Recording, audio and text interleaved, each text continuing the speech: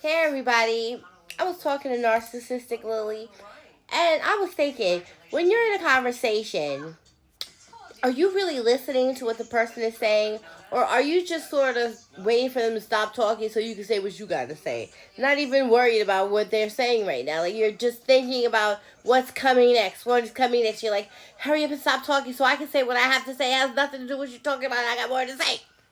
Probably.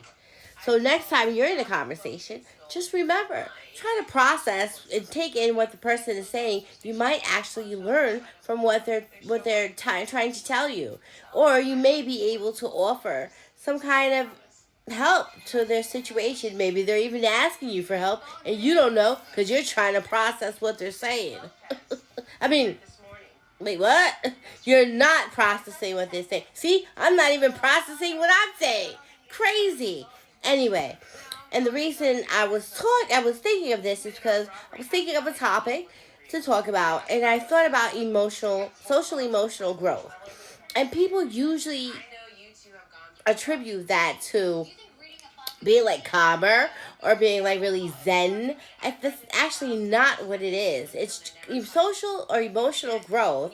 It's actually accepting yourself for who you are, flaws and everything.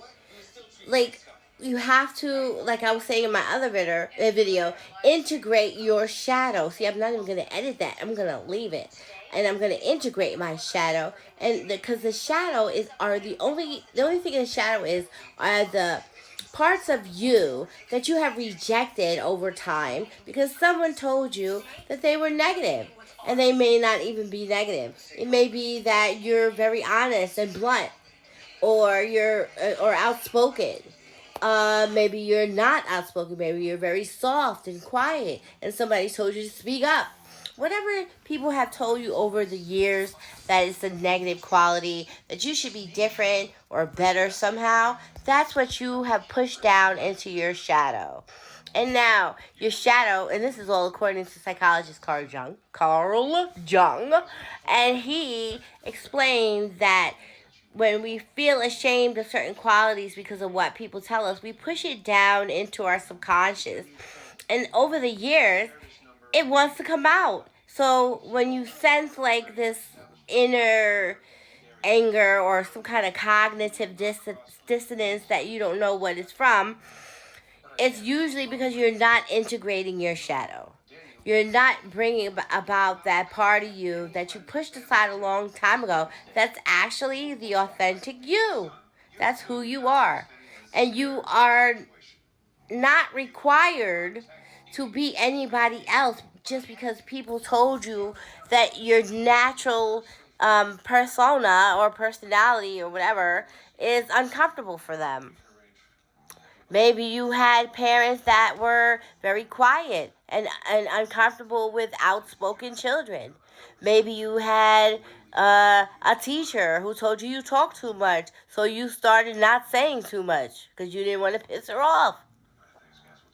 Maybe you had a father who was volatile, and every time you acted silly, you got on his nerves, so he pushed that down inside of you. Who knows whatever your trauma is? But hiding it and pushing it down and acting like somebody totally different is a trauma response.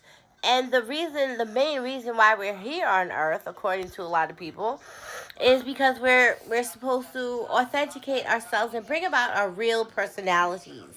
We're supposed to honor who God made us, that real part of God, because that's all we are, another part of God.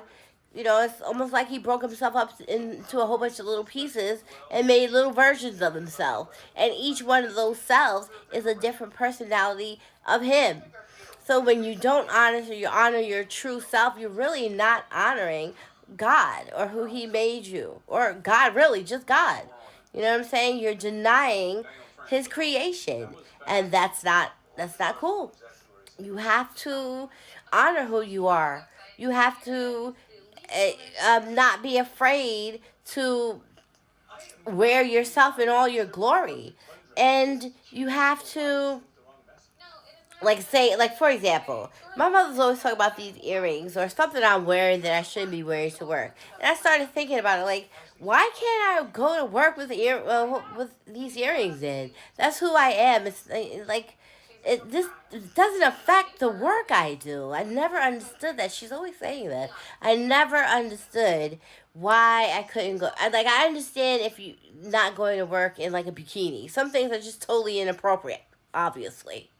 But like if you have your hair a certain color or in a certain style, or if you wear it in a big afro or completely straight and down to your knees, I just don't see what that has to do with the work you do. Like, because first of all, we're not supposed to be judging people based on their appearance anyway. Like, that's not what we're here for. You're supposed to accept other people the way they are, and people are supposed to accept you the way they are. You are, and if they don't like you, they really don't have to be around you. And at work, unfortunately, you have to be around people you don't like anyway. So what's the difference? Just be yourself. Be yourself and accept the part of yourself that other people told you was uncomfortable for them, because that's all they were really saying anyway. It had nothing to do with you. When people put you down, it has nothing to do with you. And I had to learn that the hard way. And not everybody's going to be your friend. Not everybody in your family is going to like you, or love you for that matter. I learned that the hard way too. So I'm just sharing some knowledge to everybody out there. Just take in your shadow. Be its friend. Go back inside yourself and say, what did I reject that other people told me was uncomfortable for them? And bring that part of you out. Be your authentic self. And don't be jealous of people, especially people in your family. There's no reason for you to be jealous of anyone. When you're jealous of someone, all that says is that you don't have confidence in yourself. You don't like who you are. And you're probably not being true to who you are. Because if you were, you wouldn't feel jealous of anybody. There's no reason for that. But if you're just a jealous person and that's who you are, don't let me tell you not to do it. Be it. If that's your authentic self, go ahead and be jealous. Hey, it's not going to bother me because that has nothing to do with me. Usually when you, like I said in my other video also, when you're jealous of somebody, it's usually a part of yourself that you're looking at. Something that they have that reminds you of yourself that you're not integrating. And that's why you're pissed off, because they can integrate it and you can't. And that's the real reason that jealousy arises. It's something about you see. It's a quality that they seem to be mirroring in with their personality, or maybe it's just similar. And you have a problem with it because you haven't been able to express that part of you, because a long time ago somebody told you it was unacceptable. But now it's time to grow and exhibit real real emotional growth. And you see how many mistakes I made in this video? I'm not even going to edit it. I'm just going to leave it like that, because if you don't like it, I don't care. Anyway, signing off from me and over there, Narcissistic Lily.